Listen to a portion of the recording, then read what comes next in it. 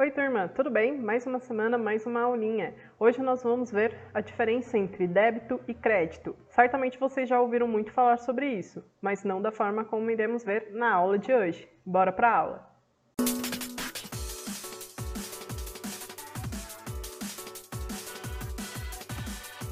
Claro, a gente já viu esse termo em muitas situações, principalmente do cotidiano, né? Quem nunca foi, de repente, no mercado e ouviu, ou até mesmo, né, usou o pagamento via débito, via crédito, né? E há, no senso comum, a ideia de que pagar a débito é o mesmo que você pagar à vista no dinheiro e que pagar a crédito você terá prestações, tá, a pagar a partir do próximo mês ou de um período determinado. Então, aqui, só uma coisa que precisa ficar bem claro, tá? Em relação a débito e crédito. É errado associar o débito e o crédito na contabilidade, tá? Em relação à subtração ou à adição do financeiro.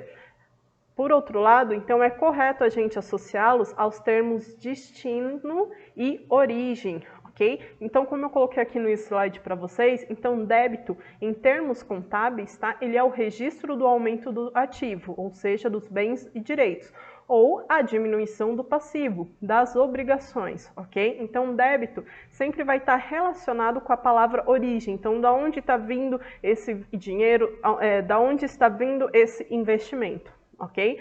E, por outro lado, o crédito, ele representa o aumento do passivo, tá? O aumento das obrigações, enquanto o ativo, ou seja, dos bens e dos direitos, eles diminuem. E por que isso é importante, tá? Por que eu estou falando disso? Na aula da semana passada eu falei para vocês que contabilidade não é apenas conta, tá? Por mais que o nome seja esse, não se refere apenas e unicamente à conta. Contabilidade diz respeito à interpretação.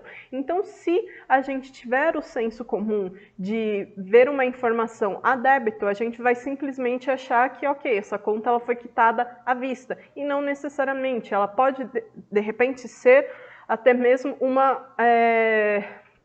ela pode ser um direito, tá? Então, a gente precisa entender a origem, tá? E a aplicação dessas informações, né? Da onde está vindo esse dinheiro e aonde esse dinheiro vai ser aplicado.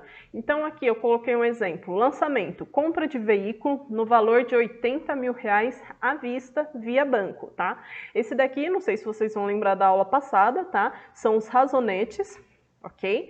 E também a gente pode utilizar o método das partidas dobradas. Então, todo lançamento no ativo ou no passivo, ou no caso aqui a débito, né, a gente vai ter um igual a dele, tá, no outro lado, ou seja, a crédito. Então, vamos entender aqui. Débito, 80 mil, tá, no razonete do veículo, porque esse dinheiro ele foi pago à vista, correto? Então, ele passa a ser um bem da organização. Por outro lado, no banco, gerou uma despesa, porque esse dinheiro ele estava guardado no banco, esse dinheiro ele foi retirado, ok? Então, o dinheiro ele surgiu ali no banco, o dinheiro surgiu ali como um veículo, tá? Ele se transformou em um veículo, então um bem material para essa organização. Por outro lado, essa empresa precisou pagar. E da onde ela tirou esse dinheiro? Ela tirou do banco, tá? Então, nós temos duas contas, débito e crédito, ok?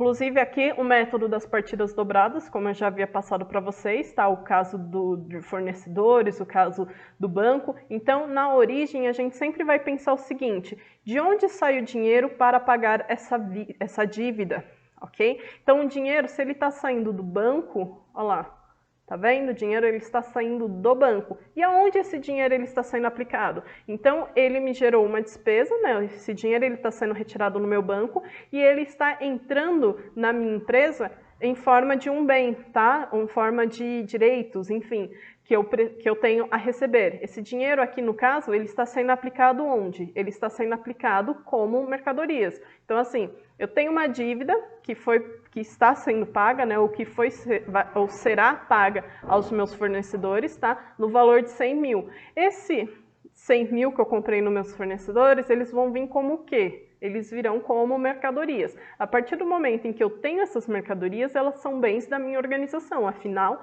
a minha empresa trabalha com prestação de serviço, enfim, trabalha com produtos e esses produtos precisam ser comercializados, correto?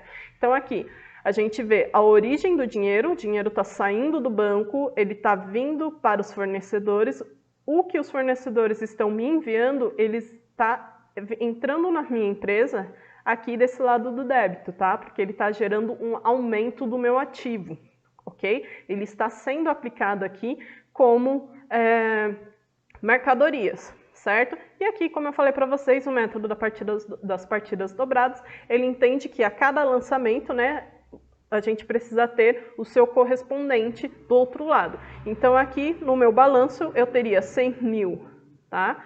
O valor de 100 mil, que aqui seria mercadorias, e do outro lado a crédito eu tenho 100 mil porque foi uma despesa que eu precisei pagar. Afinal, se eu comprei essa mercadoria dos meus fornecedores, eu preciso quitar essa dívida com eles, correto? Então, de ambos os lados, eu tenho 100 mil. O total desse balanço, ele está completamente equilibrado, porque ambos os lados têm 100 mil, ok? Vamos aqui para um outro exemplo, tá? Agora é um cálculo de patrimônio líquido. Uma padaria iniciou suas operações com um capital de 150 mil. Prestem atenção, tá? Desse valor, 50 mil foram gastos na compra de um imóvel. Já os 100 mil restantes ficaram como capital a ser integralizado. O que significa ser integralizado? Significa o seguinte, a empresa está utilizando esse dinheiro, mas ele não é totalmente dessa organização. Provavelmente ele está na forma de uma dívida, tá? Então, por exemplo, aqui, ó, deixa eu ver se eu coloco, fica até melhor para vocês enxergarem com o apontador. Então, a gente tem um imóvel no valor de 50 mil, correto? E a empresa fez um empréstimo no banco, então eles ainda precisam pagar esse empréstimo, tá vendo? Aqui está do lado das despesas, porque se eu tenho um empréstimo que eu fiz, eu tenho que pagar esse empréstimo, ok? Mas esse empréstimo também ele entra na minha conta, ok? Então ele passa a ser utilizado dentro das minhas atividades na minha organização. Correto? Correto. A minha empresa ela está prestando serviços. Desses serviços que eu prestei, a minha organização tem direito a receber, tá, um montante no valor de 16 mil reais. Ok. Ao mesmo tempo que eu tenho esse 16 mil a receber, o que eu fiz, né, para receber esse valor? Como eu disse, prestei serviços. E quanto que foi essa obrigação, né? Essa obrigação de prestar esses serviços também totalizou 16 mil reais. Aqui o capital social da empresa. Então, como que a empresa ela começou? Ela começou com o valor total, ou seja, integral da organização de 50 mil, que é o valor do imóvel, tá? Os 100 mil, eles ainda estão para integralizar. Então, a gente pode ver dentro também desse balanço de verificação aqui, que de ambos os lados eu tenho essa quantia de 166 mil, correto? Podem fazer a conta aqui, ó, 100 mais 50, 150, mais 16 vai dar 166 mil. E do outro lado também a mesma coisa. Então, todo lançamento que eu tiver a débito, eu preciso ter uma informação dele a crédito. E aí vocês vão me perguntar, mas professora, aqui no lado a débito ou o lado do ativo, eu tenho esse imóvel de 50 mil. Onde ele entra aqui no lado do passivo, né? Ou seja, o lado das despesas, o lado do crédito do meu razonete, tá? Onde que ele vai entrar? Veja, o imóvel ele já pertence à organização, então a organização ela iniciou suas atividades com isso. E esse imóvel faz parte do capital social dessa empresa, então ele está representado aqui nesse valor de 50 mil, ok? Então vamos assim, após esse valor ele ser integralizado, tá? Na organização, então vamos dizer aqui que a empresa pagou o empréstimo que ela fez de 100 mil, então agora o capital mesmo dessa organização é 150 mil. Tá. Após então a empresa integralizar o restante do seu capital, né, ou seja, após ela pagar esse empréstimo, o que vai acontecer aqui? Ela vai ter esse valor, tá, que pode estar ou não no banco, tá, na conta corrente dessa empresa, ou até mesmo pode estar investido, de repente, em mercadorias ou em algum outro imóvel, tá? Inclusive, ela pode comprar, de repente, carros e coisa e tal.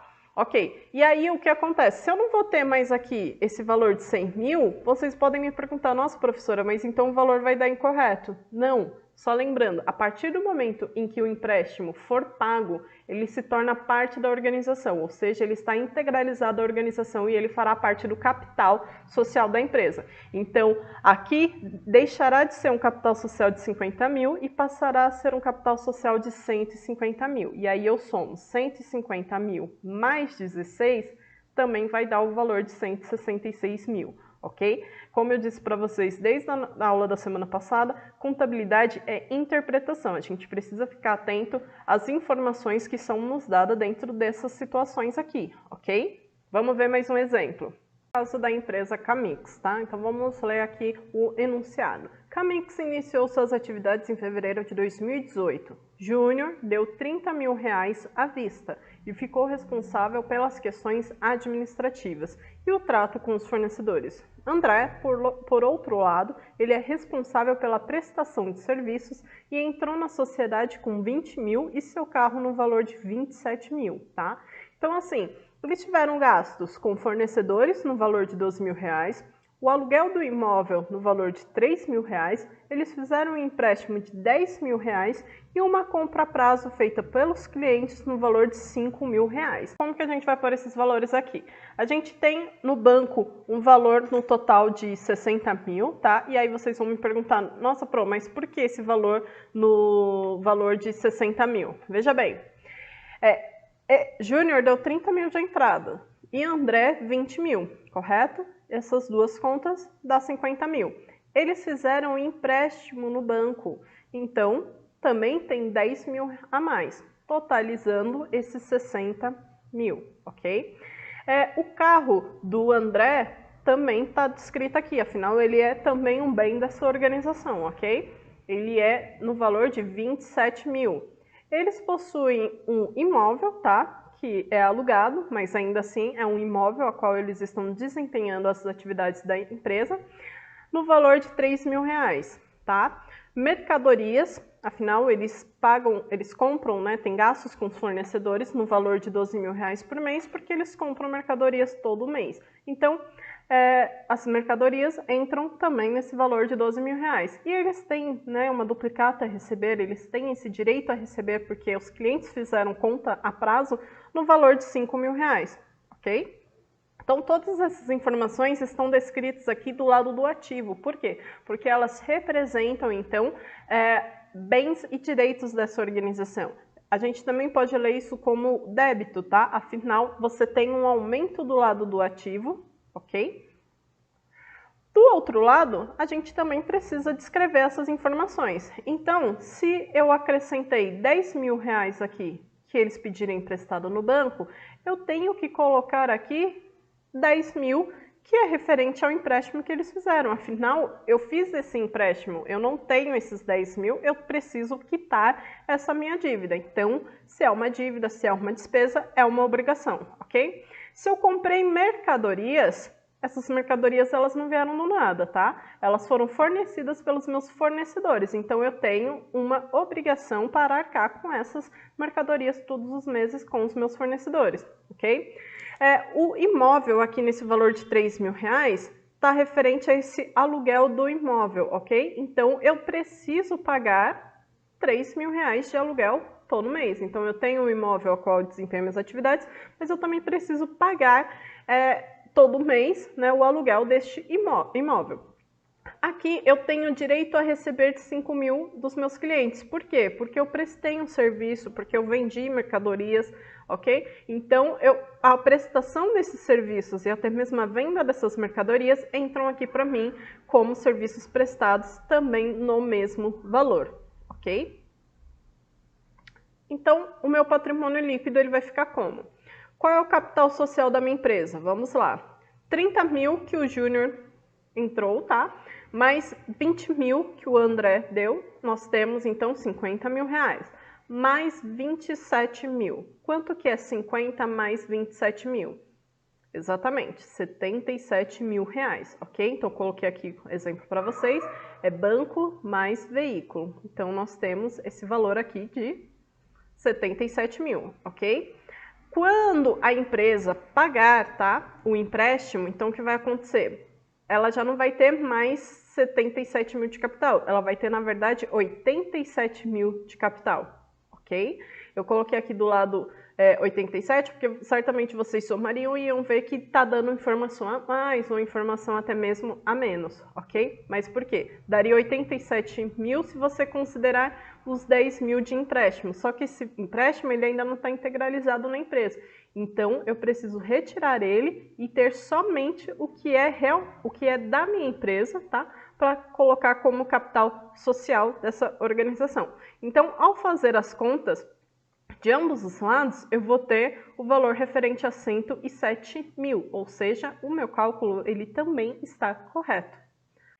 Eu coloquei aqui, então, para a gente finalizar nossa aula, coloquei aqui para vocês determinem seu respectivo lado, tá? Ativo ou passivo. Os seguintes dados. Então, eu quero que vocês leiam essas informações, ok? E me respondam o que dessas informações corresponde a um bem direito da organização e o que corresponde à despesa dessas organizações. Por quê? Como eu disse para vocês, contabilidade é interpretação. Então, vocês precisam ver essas informações aqui, por enquanto é apenas texto, não tem nenhum número, tá? Mas vocês precisam ver essas informações e saber exatamente a qual lado elas estão relacionadas. Então, se isso é uma despesa ou se isso é uma receita dessa minha organização. Então, mercadorias. Mercadorias a gente já viu que entra como um bem da minha organização. Por quê? É a partir dessas mercadorias que eu irei comercializar, ok? Com os meus clientes. Estoque de peças. O que é estoque de peças? Entra como um bem direito da minha organização ou é uma obrigação que eu tenho para com terceiros? Ok? Então, eu quero que vocês façam esse exercício, tá bom? Eu vou colocar, inclusive, eu deixei aqui, mas eu vou colocar no Google Formulários, eu acho que vai ficar mais fácil para vocês me enviarem. Então, muito obrigada a todos, um bom feriado, uma boa semana de estudo, qualquer coisa é só mandar uma mensagem. Tchau, tchau!